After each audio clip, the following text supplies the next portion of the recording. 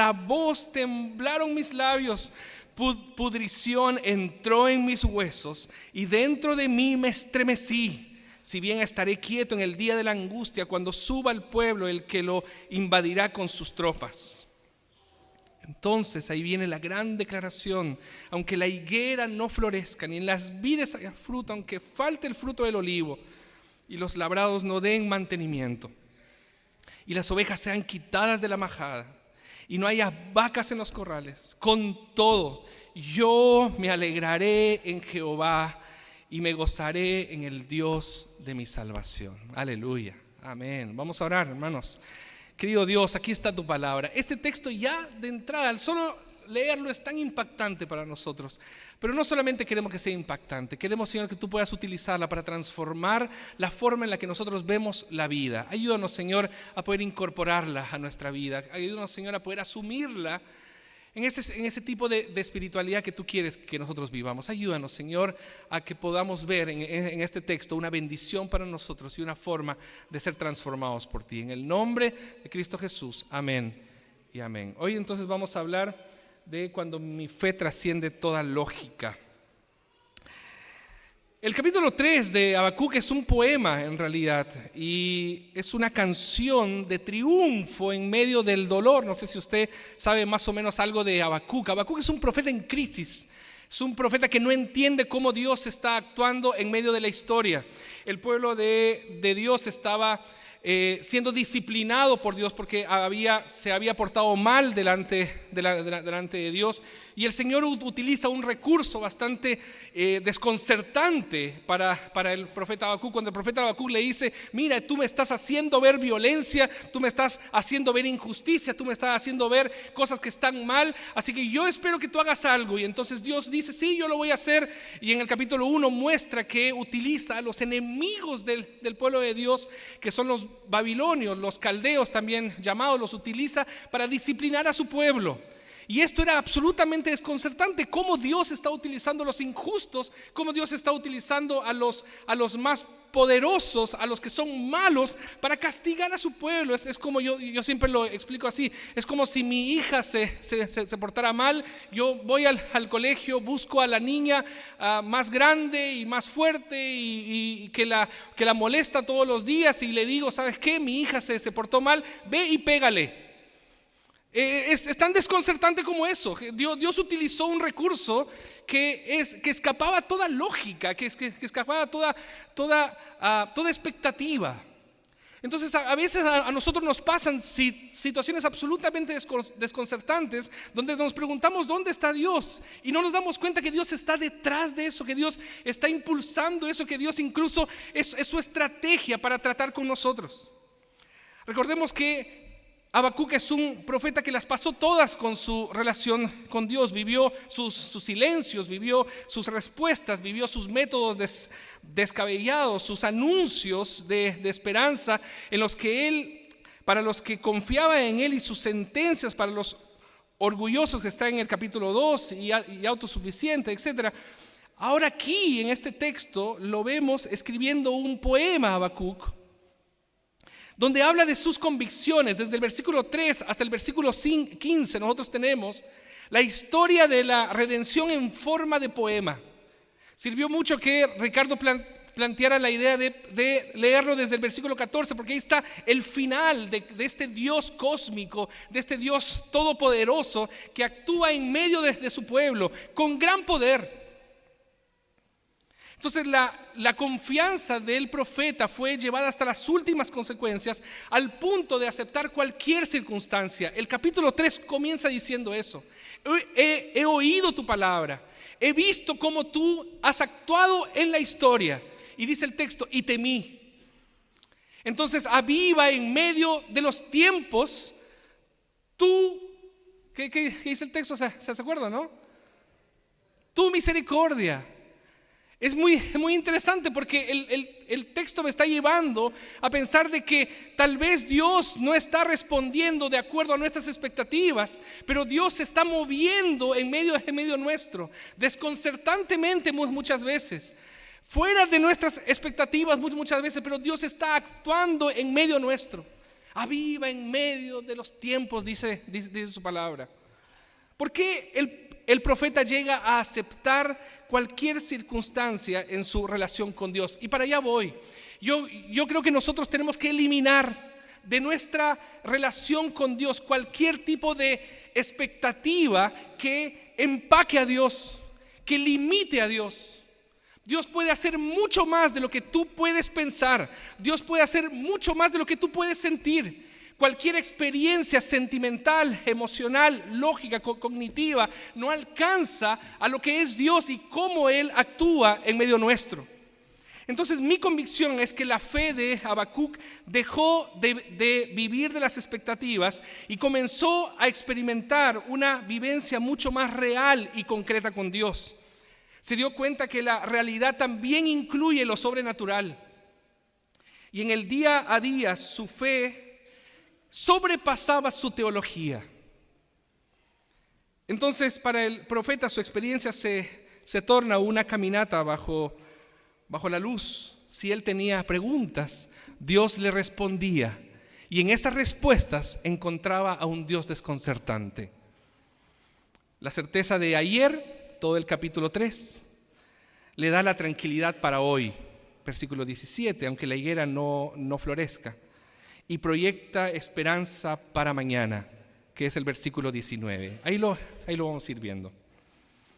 Entonces nuestra fe debe tornarse más real. Yo quiero llevarlo hoy a tener una relación menos empaquetada con Dios, a tener una relación con Dios que trascienda toda lógica, una relación con Dios que trascienda toda y que supere todas mis expectativas. Por eso hoy vamos a hablar sobre cuando mi fe trasciende toda lógica. Entonces, cuando mi fe trasciende toda lógica, mis entrañas se conmueven. Mire lo que dice el texto: oí, se conmovieron mis entrañas. Quiero que usted no vea este texto desde la perspectiva de la teoría, desde la perspectiva de la alegoría, de la metáfora. Yo quiero que se introduzca aquí al sentimiento y a la experiencia de Habacuc. Dice: oí, se conmovieron mis entrañas, a la voz temblaron mis labios, pudrición entró en mis huesos y dentro de mí me estremecí, si bien estaré quieto en el día de la angustia. El versículo 16 nos lleva a una experiencia que es más común de lo que pensamos en la Escritura, pero es extremadamente rara en medios como los nuestros. Ya le voy a explicar por qué estoy diciendo eso. Delante de la presencia de Dios, Habacuc tuvo una experiencia al mejor estilo pentecostal. Esta experiencia de Habacuc era una experiencia que él no pudo controlarse. Es una experiencia que él no pudo controlarlo, manejarlo. Esta es una experiencia que dice que se conmovieron sus entrañas, que sus labios comenzaron a temblar, que sus huesos comenzaron a debilitarse, y dentro de mí se estremeció y se cayó para atrás. Es muy interesante el texto, porque ahí uno intenta buscar cuál es la metáfora aquí. Pero claro, después de escribir semejante poema del versículo 3 al versículo 15, donde ve a un Dios poderoso actuando en medio de la historia, no puede quedarse. Es imposible que alguien pueda contemplar a Dios y quedarse tranquilo, controlar los sentimientos. He visto a Dios, yo estoy controlando mis sentimientos. He contemplado la majestad de Dios y estoy tranquilo. No pasa nada. Y es interesante porque el impacto que se produce en la persona que experimenta a Dios es como la de Daniel y su desmayo cuando vio la gloria de Dios. Es como la del apóstol Pablo cuando se encontró con Jesús. Es como la de Juan cuando se desvaneció delante de la visión, porque nadie puede ponerse delante de Dios, exponerse delante de Dios y estar tranquilo. Nadie. Entonces la pregunta es para usted y para mí: ¿estamos expuestos a Dios? Y si estamos expuestos a Dios, ¿qué hace usted controlando para que todo esté bajo control? Esto es muy interesante porque entonces Si Dios actúa de la misma manera que actúa en el Antiguo Testamento, ¿por qué no podemos tener la misma reacción que Habacuc delante de su presencia? Respuesta: porque nuestra fe se volvió predecible. Para el profeta dejó de estar encajado dentro de un sistema predecible y no lo pudo controlar. Todo lo que sabía de la soberanía de Dios fue desencajado cuando la soberanía de Dios se mostró en su esplendor. Dios hace lo que se le venga en gana. Dios hace lo que Él quiere. Es que tú deberías hacer esto. Yo hago lo que yo quiero.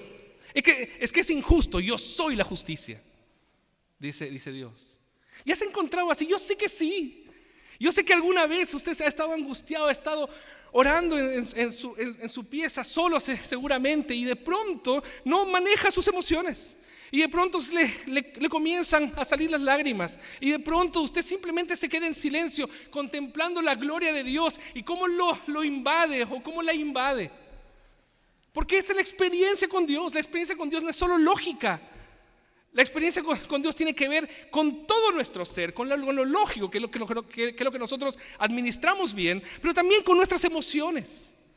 Es doblar nuestras rodillas al Señor y decirle: Señor, realmente te necesito.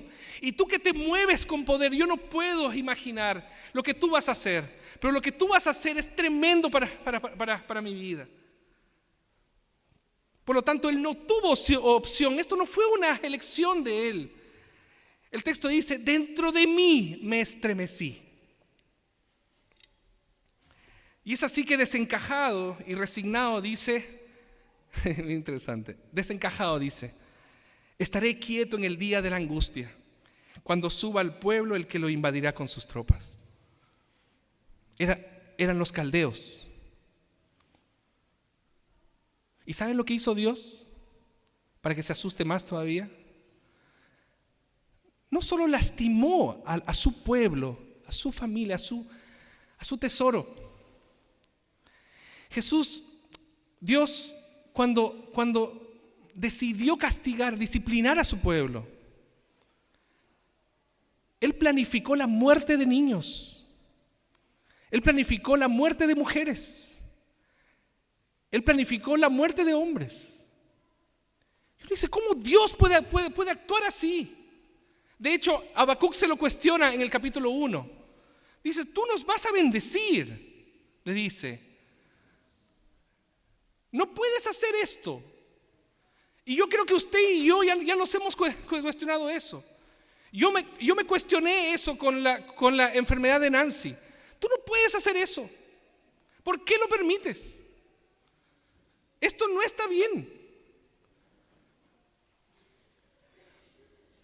Y seguramente usted también ya se ha cuestionado con otras cosas también más importantes para usted, y que son importantes para uno. Y dice: Señor, ¿qué estás haciendo? Y nuestra teología dice: Dios es soberano, etcétera, etcétera, ¿cierto? Pero en el momento uno se cuestiona humanamente. Eso es lo que está haciendo Habacuc aquí. Supuestamente Dios tenía que hacer una cosa, pero hace otra. Así Dios actúa cuando nuestra teología nos dice que Dios tiene que hacer una cosa y Dios hace otra. Eso conmueve nuestra forma de relacionarnos con Dios. Yo quiero invitarlo a esa experiencia.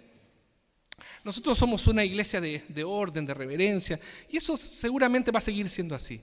Pero también somos una iglesia que estamos impulsando a tener una liturgia más comunitaria, más viva, más libre, más espontánea delante de Dios. Si en algún momento la presencia de Dios comienza a inundar su corazón, simplemente exprésese. Es la forma en la que Dios comienza a armar la liturgia y la música y la adoración en su iglesia. No se preocupe que si usted se comienza a desubicar, yo lo llamo a terreno. No se preocupe. Pero que nosotros podamos sentirnos libres, que nadie se dé vuelta así como...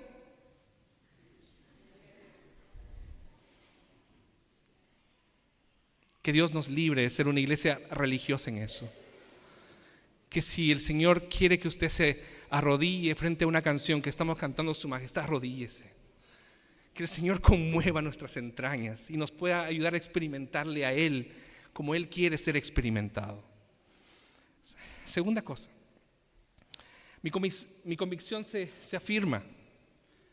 Versículos 17 al 18, que es la parte más potente y más conocida tal vez. Aunque la higuera no florezca ni en las vides haya fruto, y aunque falte el fruto del olivo y los labrados y las ovejas y las vacas, con todo yo me alegraré en Jehová y me gozaré en el Dios de mi salvación. Una de las frases más potentes de la Escritura. Aquí hay una confianza inquebrantable del profeta, pero hermanos, aquí recordemos que esta confianza viene en contraposición de lo que Habacuc ya había testimoniado, ya había testificado o ya había pensado acerca de Dios. Si usted se va al versículo 13 del capítulo 1, así, denle una hoja antes, dice, en lo que pensaba Habacuc de Dios, muy limpio, versículo 13, muy limpio eres de ojos para ver el mal, ni puedes ver el agravio. ¿Por qué ves a los menospreciadores y callas cuando destruye el impío al más justo? ¿Ya se ha preguntado eso alguna vez? ¿Por qué yo, que soy creyente, estoy pasando por esto y ese infeliz incircunciso filisteo está siendo prosperado? Y más encima, él me está haciendo daño a mí. ¿Por qué? Eso es lo que le pregunta. No encaja en esa lógica.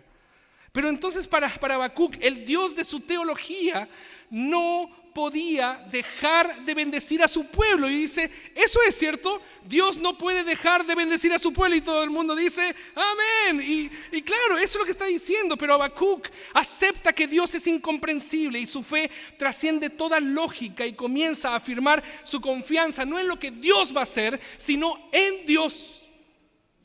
Hay una diferencia ahí. Hermanos, nuestra lógica es que Dios nos va a bendecir porque somos su pueblo.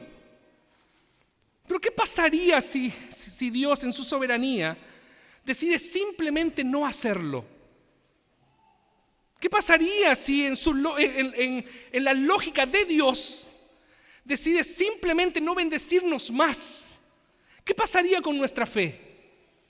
Yo le quiero llevar a esto. ¿Qué más usted quiere además de su salvación? ¿Qué más? Si Dios decidiera, ok, lo que yo quería darte era tu salvación. Fuera de eso, nada más. ¿Qué pasaría con nuestra fe? El pueblo de Judá, hermanos, dependía de la agricultura para sobrevivir.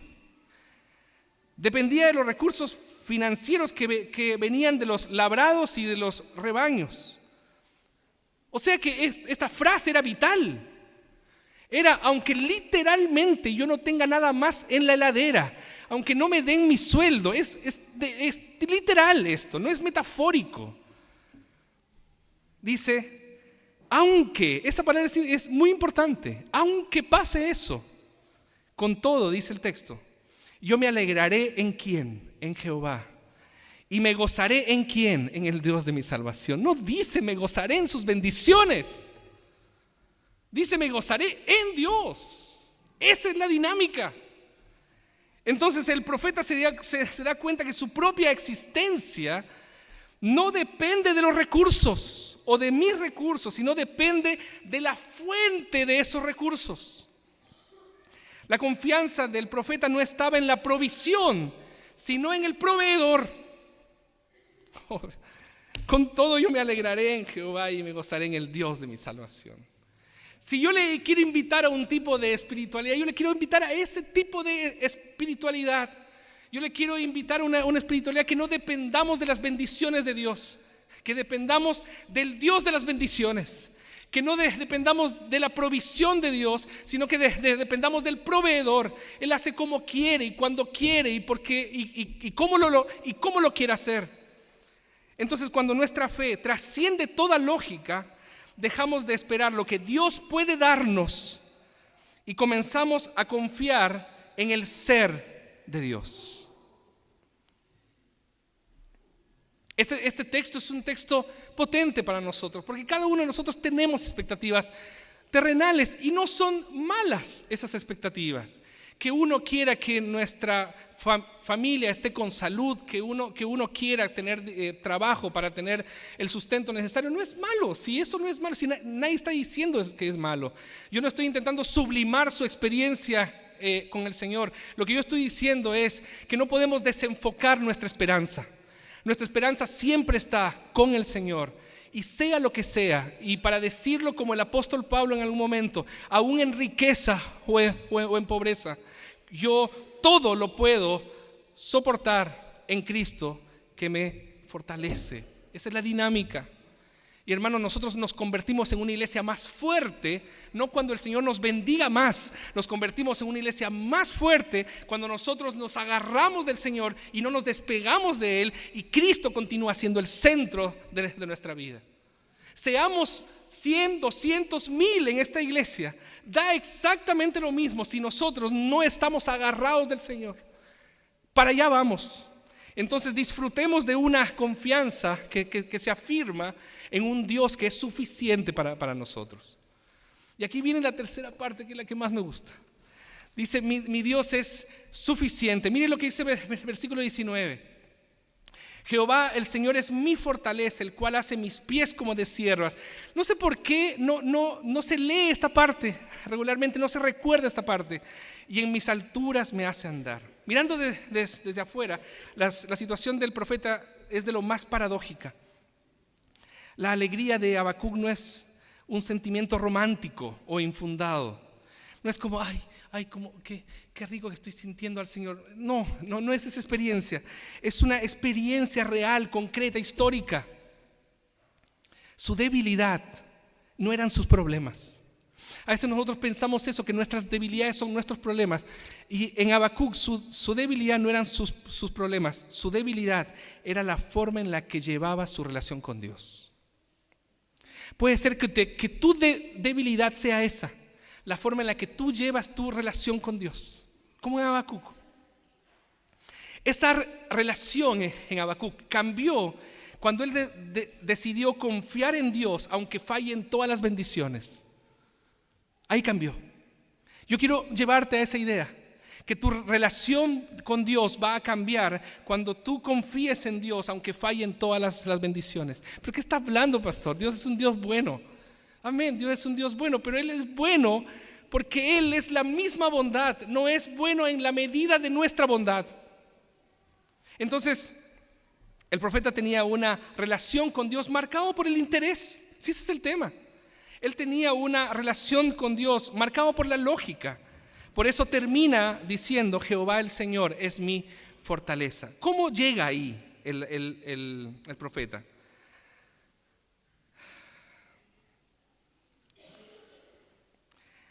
El Señor no solo afirmó los pies del profeta, sino que le dio la agilidad de los siervos. Y aquí esta parte es la parte más linda, a mi modo de ver, del texto. Un siervo podía correr con pies ligeros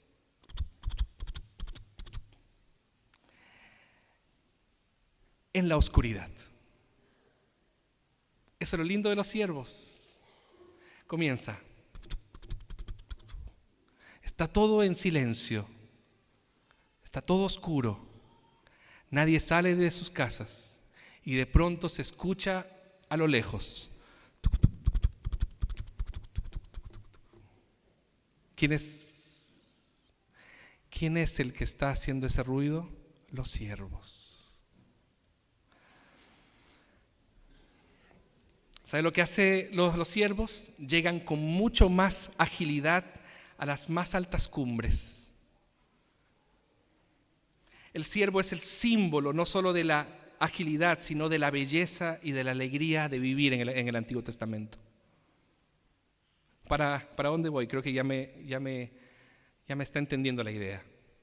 De la misma forma, el Señor no solo nos sacó y nos puede sacar de un valle de angustia, sino que nos anima a correr y mantenernos en las más altas cumbres de la fe, aún en tiempos de oscuridad.